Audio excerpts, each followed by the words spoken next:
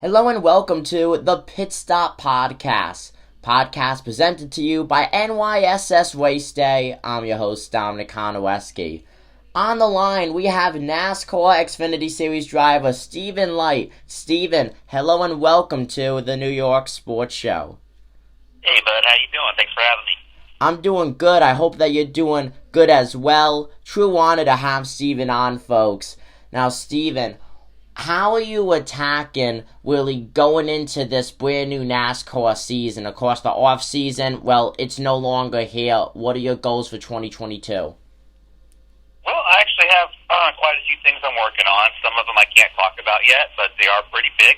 I will be taking on a lot more roles other than just a driver. But as far as the Xfinity stuff goes, I am supposed to start racing with a new team. They're supposed to announce their deal hopefully in the next week or so. Once we do start racing, we will run the entirety of the season. We are going to miss the first handful of races, unfortunately, but things just kind of came together a little late, but better late than never. Supposedly have some pretty good backing behind it. Going to have some good race cars, some good people in place, and look forward to getting that started and hopefully building something pretty cool. That's huge right there. Best of luck for you. Now, Stephen, you started racing around the age of 7, and you are a winner. Huge career in the quarter midgets, but coming all the way up to the NASCAR Cup Series. You're the 2012 Rookie of the Year. You have done a lot in what is still a fairly young career for you. What moment in your career do you look back at the most with a smile on your face? Believe it or not, some of the most fun I've ever had racing was probably an ASA, and it was right before I got to NASCAR. Just the amount of people that were involved, and they were all like family, and it was kind of a family-run race team back then that I ran for, Wall-Time Racing, and we won the championship in 2005. And a bunch of races on and off in some different series that we dabbled in as a team, and probably along with that, I'd say some of the short track racing I did growing up, places like Newport Speedway in Tennessee and Hickory and a lot of the local short tracks that you don't get to do as much anymore or very often when you're on the NASCAR circuit. But I look back at just all the fun I had then versus getting NASCAR is obviously amazing, and it's a little more political than what I was used to growing up, and sometimes I do miss that short track racing.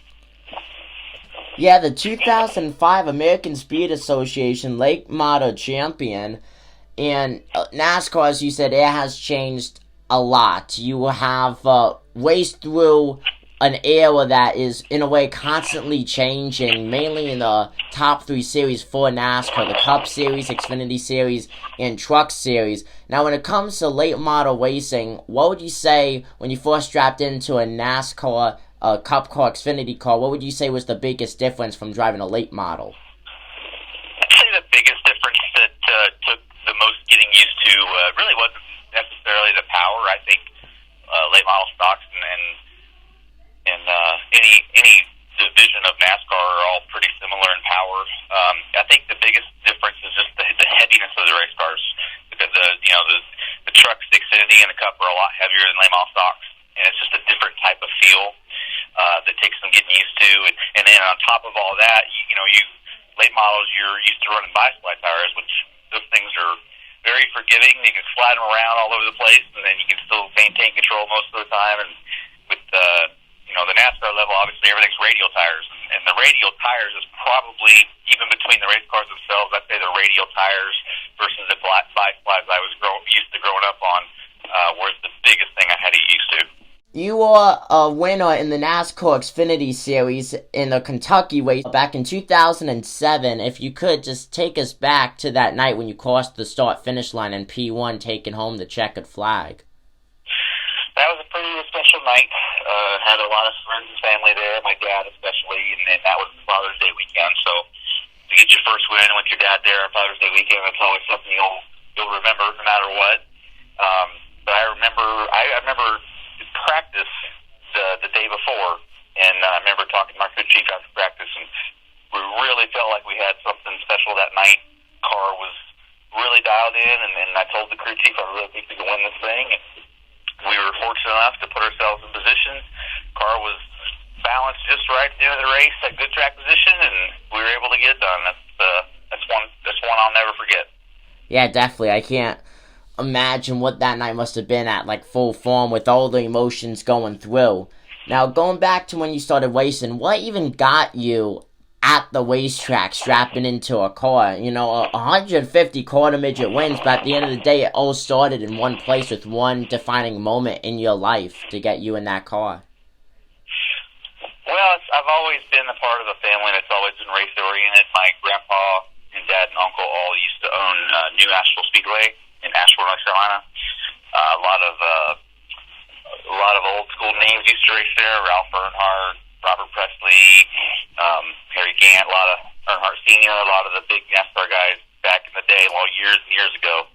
I grew up as a kid every Friday night drinking Mountain Dew, eating Snickers, and watching the races at my dad and grandpa's racetrack. And I think that's really what got me into it initially, wanting to drive. And when I was old enough to get a go-kart, my dad threw me in one, and camp carts, and did dirt, asphalt, road courses.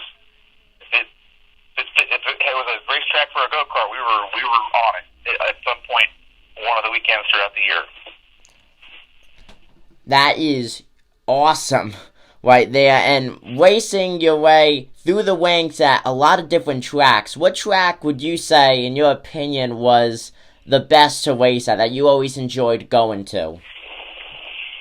As far as the NASCAR level goes, I would say my favorite track got to be Montreal, the road course.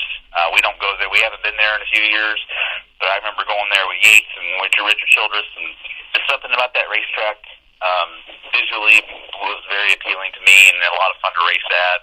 I think a lot of guys feel the same way as far as road courses are concerned, but as far as short track racing and late models and stuff like that, there's a track called Newport Speedway in Newport, Tennessee. It's a high bank, kind of like Bristol. It's only about a 3/8 of a mile racetrack, but it is the most fun I've ever had growing up on any racetrack. Has always been my favorite and will continue to be my favorite. That's really cool right there. So going from short track racing all the way across the border to road courses. Now, when it comes to toughness, what track would you say that you don't feel the happiest going to, a track that is definitely not your favorite? I would say it's probably a tie between Darlington and Dover International Speedway. Those two tracks on the NASCAR level are very, very tough. I won't say it's not that I don't look forward to going to them, but it's definitely two tracks that if your car is not handling properly, it's going to make for a very, very long race, and not in a good way. So those two are by far the toughest to get your car handling on. Yeah, two very tough tracks, especially Dover with the bank, and always making some interesting racing. But I would imagine being in the driver's seat, though, 100% a different opinion on that from a fan's perspective. Now, in 2012, as mentioned before, you were the NASCAR Cup Series Rookie of the Year. That's a huge accomplishment right there. You only get a year to do that. It's a single try, and you were able to win that. How does it feel knowing that out of that rookie class back in 2012, you were the best out of them all? That was obviously a special thing to achieve. I believe me and Josh Wise were the two main contenders in that for that title that year. But me and him both were on basically a 3-quarter schedule. We didn't run every single race that season. It could have went either way. It could have gone to him. Could have gone to me. Him and I were pretty equal that year and kind of equal equipment, even though we were on separate race teams. But it's always, been fun to be able to say that I was Rookie of the Year at that level. Anybody, regardless of how many people are striving for it each year, it's still a nice title to have, no matter what. 100%. Now, Steven, before we go, is there anything that you'd like to say to the people listening in? All the fans out there that have supported me throughout the years, I appreciate you. And, like I said, I got some big things I'm working on that I can't discuss quite yet, but once they are ready and come to fruition, going to be hopefully give you guys a lot more to cheer for here, hopefully pretty very soon. That's huge. Like I said earlier, best of luck on that, Steven. Have a great rest of your day. Thank you for joining us here on the Pit Stop Podcast, folks. Once again, that was NASCAR Xfinity Series driver Steven Leicht. Steven, thank you.